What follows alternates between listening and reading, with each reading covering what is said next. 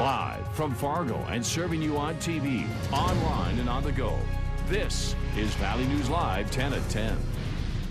There are not too many cooks in the kitchen. However, this isn't an issue that should be put into the microwave. This is something that needs to go into the slow cooker.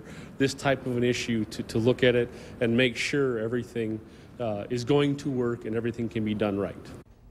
No alcohol will be served in the Fargo Dome this upcoming season at Bison football games. Good evening and thanks for joining us. Valley News Team's Christine Stanwood was at tonight's Fargo Dome Authority meeting where they made this decision, and she joins us now. Christine, what more can you tell us?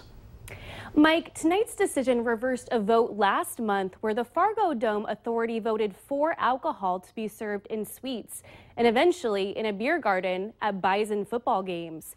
Members said that they needed more time to develop a plan for alcohol sales at games. The general manager of the Fargo Dome says the cost of a beer garden was too pricey at about $5,000 to $6,000 per game, plus a tent area and removing trees for the space, problems that contributed to the stress of time.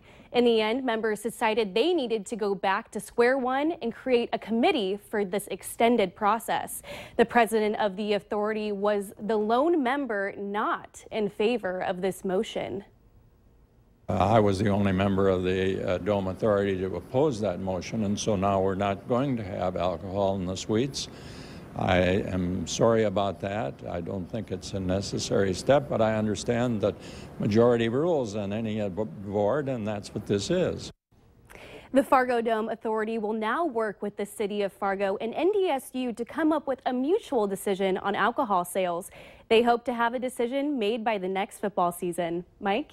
Thanks, Christine. The Fargo Dome does allow alcohol during other events, but historically hasn't at Bison games, according to a contract it has with the university. Those negotiations happen every 5 years with NDSU. Thousands of Fargo homeowners can expect to see their property taxes jump 9%. Tonight, around 20 stood their ground before the Fargo School Board questioning the increase. The move is projected to bring in $4.9 million for the district and will be part of an overall tax base of nearly $44 million. Valley News Team's Krista Bain was there and has the heated discussion. I got a divorce this year and I got the house, but I don't think I'll be able to stay in it if my taxes keep going up. My husband is no longer able to work due to a stroke. We are living on Social Security. Just two of several Fargo residents worried what will happen with a property tax increase of 9.23%. Right now we're looking to probably having to sell our house because of our taxes. They're among 7,300 people in the Fargo district. That's like $5,000 a year for me. Not everyone will see the increase, at least not now. If their house was reassessed and is worth more money, expect the bump. So if you sell your house, you'll get more money for it, but that also means that increased valuation will be applied to not only the school district's levy, but the city and the county and the parks and so forth. I'll pay more in taxes than I did for my house originally.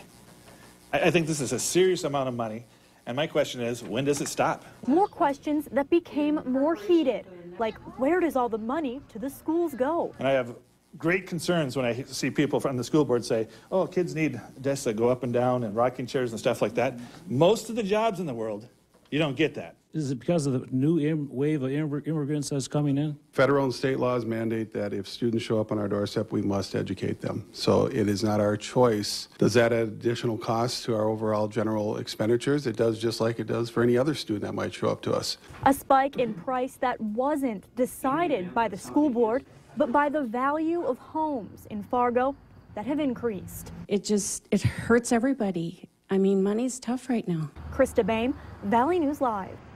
Keep in mind that the school district has nothing to do with the way homes are valued and reassessed. That falls under city and county governments. West Fargo school board members say their new salary is similar to what other school boards in the area are making. Yesterday, the board voted to increase their pay by 78%. It jumped from $4,700 roughly to $8,400. Members say the school district growth is demanding more time from them and requiring many members to take time off from their actual jobs. School board members say the public was given 1 week notice that the increase was going to happen. Don't you think it was kind of unfair without giving the taxpayers in your district notice that you guys were going to be doing that? There was notice I think on 8/17 there was also notice. 1 week notice There you was think is fair? There was notice for our board meeting, as by law we do all the time, and guess what? No one showed up. So, yeah, I mean, So a week I think is it's. I think it could be an issue. I think it could be an issue to some folks, but I don't believe that it is. We decided to compare and see what other school boards in the area make each year. As we told you earlier, West Fargo school board members now make $8,400. Fargo is $12,000, Moorhead $9,600, and Grand Forks school board members make $4,000. They are skilled and in high demand. Chefs in the Fargo-Moorhead area are in need. The FM area is in the midst of a years-long workforce shortage. Add to that the chronic need for bodies in the restaurant business, and you've got an employment storm. I mean, I get probably on average 5 to 10 calls a week from local, and I'm not, not just local Moorhead, Fargo, but DL, Fergus, surrounding areas looking for people. Job Service North Dakota says there's roughly 200 openings in the restaurant and hospitality sector in the area. It's Tuesday, and that means it's time for another restaurant report card. This week, we're learning more about a record that restaurants need to keep on employees so you don't get sick. Valley News Team's Christine Stanwood talks with a Moorhead health inspector about this new policy.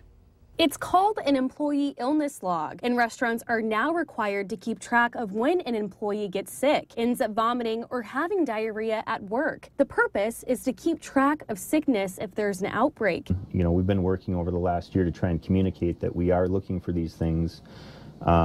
And now if we're still not seeing some of those things, we're going to, start to have them show up in the inspection reports. Kent Severson with the health department tells me that although these fast food restaurants get critical violations for not having the log, it doesn't necessarily mean that customers should be worried. The fact that they don't have that in place does not mean that they're not doing what they're supposed to be doing.